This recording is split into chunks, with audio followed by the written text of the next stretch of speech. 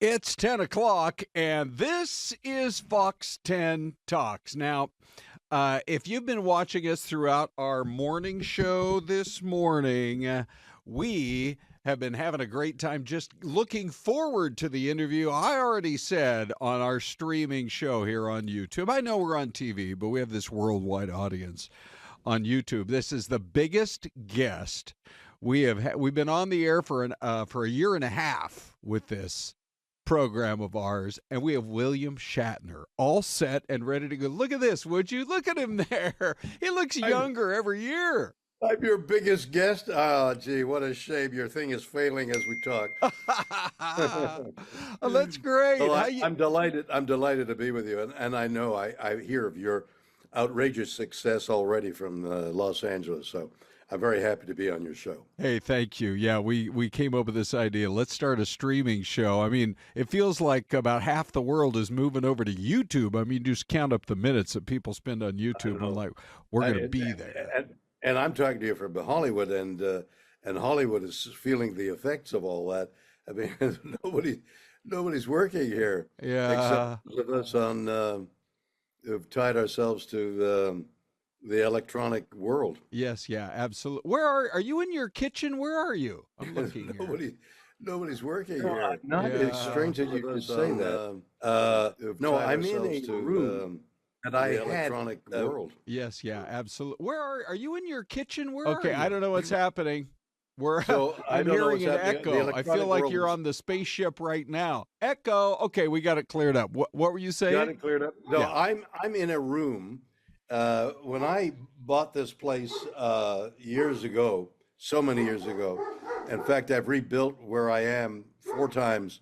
And around the 3rd time, I built a room over the garage, which I thought would be wonderful to look at, a large screen that project an image on the wall, but have a screen there. Yeah. And so it's a 30-foot throw, and it's brilliant picture. And I have Monday Night Football here, and I invite friends and acquaintances and you, when you're in Los Angeles, to come and watch Monday Night Football or the World Series. And it's a great room, and I use it to broadcast from as well. Oh, this is so great. All right, I'm in. In fact, I'll drive over to L.A. Come on, it's only a 5-hour drive. I was in Phoenix last week. I sold a horse at the Barrett Jackson thing. At their auction. Oh, yeah. For goodness sakes. That's so great. And you're coming to Phoenix. The main reason we're chatting with you today, by the way. I'm coming back to Phoenix. Yeah, our audience numbers are just growing by the minute right now because we've got the man himself, William Shatner, here. And the main reason we wanted to chat with you today, we got a dozen questions. We'll get to them in a second. But people are going to have a chance to have a kind of an in-person with you in the month of November here in Phoenix. Tell us what's going on there. Well, do you have a date? I don't have the date in front of me. I'm going to ask Dave, our executive producer. Dave, I think you saw the date. Is it November 13th? Let me dump. November 13th. November 13th. November 13th. November Orpheum 13th. Theater, one of the At the Orpheum Theater. Yes. I knew that. Yeah. And I'll be there with the movie, The Wrath of Khan, voted in some places the best Star Trek movie that's been made. So The Wrath of Khan will play, all refurbished and reshined up, and it's a lovely movie actually. So they'll play the movie. You'll pay your admission. You'll watch the movie, the Wrath of Khan, all shined up for you and sound and picture, and then I'll come out on stage. So you have a live version of the former me. And a film version of the former me and a live version of the present me on stage, answering your questions, telling you stories about how the movie was made and what we did and all the wonderful things. So I've got some live stage things after the movie plays. It's a wonderful evening of entertainment in the theater, and I urge you and your audience to come and see it. That's November 13th at the Orpheum Theater. That's so great. By the way, Syleste, my co-host here, joins us. Syleste, here's what you missed in the last 3 minutes. William said you and me are invited to come over to the house and watch Monday Night Football. Are we really? Absolutely. Yeah. William. The invitation will take a while to get to you. But That's okay. don't Well, despair. Sooner or later, maybe in a year or two, there'll be an invitation. I have friends and acquaintances up here, and I get it. I order from a good local restaurant, whatever food we get, and so there's a great counter where the food lies, and everybody eats and watches this 13-foot screen, and it's like overwhelming. who's your favorite team to watch? Oh, yeah. Like who's On Well, MNF. well, that's an interesting question given the World Series. I lived in Toronto. I'm a Canadian from Montreal, and Toronto is the mecca for Canadian actors, like the New York of Canada. So I lived and graduated university in Montreal, and then left Montreal and essentially went to Toronto to begin a professional career. I was there for several years. And so I have an affinity to Toronto. Okay. But then I moved to Los Angeles, and I have a friend who has seats right behind home plate.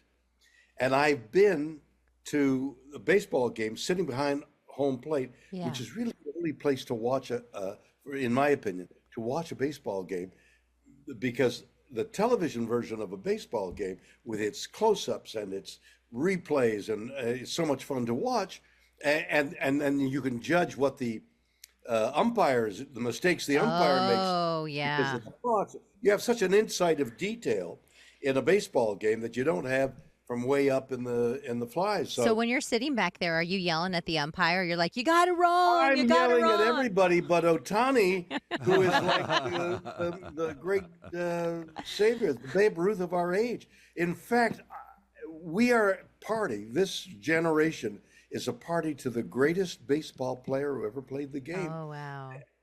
And we should be aware of that fact. It's a beautiful thing to think that all these legendary baseball players, that some of which I had seen because Montreal was the AAA team for the Dodgers of yesteryear. So all those legendary guys that we know about 30, 40, 50 years ago, whose names are emblazoned in baseball history, I saw play in Montreal in AAA baseball. Wow, that's so great. Hey, by the way, since we're on YouTube, people are commenting constantly while you're on. And we have from Muffins. The question is, you look so great. Looking great as always. You don't age a bit. No, I don't age. You got to give us the secret, memory's because gone. you're doing great. Life for you begins at about 90. I think you're 94 right now. You got to share the secrets. Genetics. Oh, yeah. I've got my secret. I've been told that, and I appreciate that, and I'm waiting for the day when my face falls off, and then the truth. And a full head of hair. You're looking good.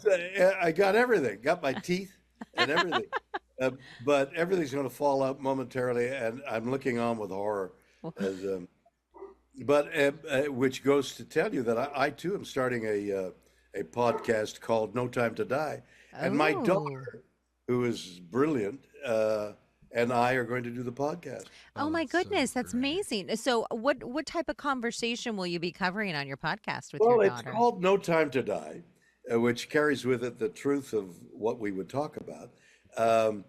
My daughter had stage 4 cancer and survived it and is cancer-free. I too had melanoma, and they dug it out, and 2 years of infusion, and I'm cancer-free. So while peering into the cancer cells, doctors, and one doctor in particular, who will be on the show from time to time, I hope, could look at your cells as the health of your cellular life. So how old you are cellularly is sometimes quite different from your chronological age. And so we'll talk about that. So No Time to Die is kind of the title carries the That's amazing. So, from a lifestyle standpoint, give us a kind of a glimpse at the everyday movements of William Shatner. Do you have a kind of a regular routine? Do you try to get out and walk, or exercise, or eat healthy, or what? All of the above. Mm.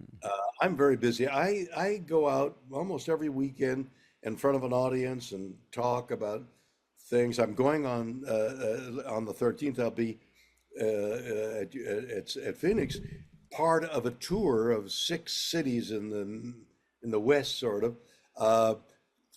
Hopefully, I can reach all of them by car. So what'll happen is we'll go to a city like Phoenix, do the show, finish at about 11 o'clock at night, and then get in a car and drive 200-300 miles through the night, reach the next venue, climb into bed during the day, which you can't get much sleep, perform the next night, get in a car, drive another 200-300 miles. I did that. I've done that several times now.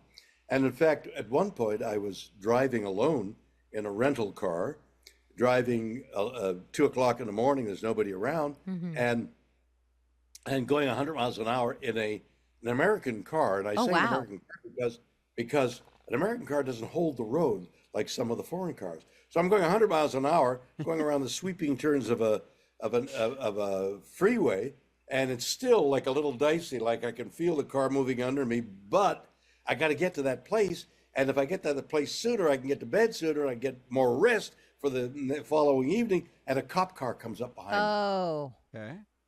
Did he let you off? Did he let you off? Were Yeah, you like, no, he hi, I'm says, William "Let me see Shatner? your license."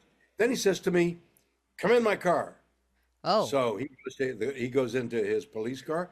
I reluctantly get out and open the door, and the light opens up on me from the car, and he looks up at me and he says, "No shit, Shatner." And he lets me go. We're keeping the bleep button handy. 3 times. Okay, so Oh we my have goodness. we